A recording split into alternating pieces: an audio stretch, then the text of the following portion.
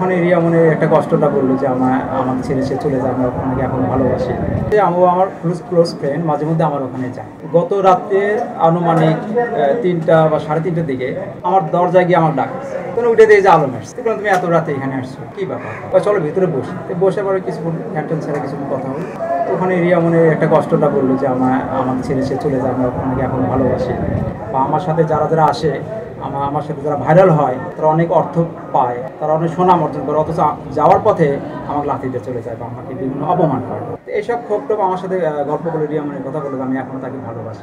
এই গল্পটুকুর মধ্যে আমি বললাম যে ঠিক আছে, রাতে তুমি থাকবা এখানে, তাহলে রাতে তোমার সাথে কথা বলবে না, সকালে কথা বলবো না, কিন্তু রাত অনেক হয়ে গেছে, তুমি খাও। পরে ভাই আমি খাবো না, আমি সকালে খাবো, তাই ঘুমাবো। পরে আমি আমার দোতলা করে ঘুমানোর ব্যবস্থা করছি।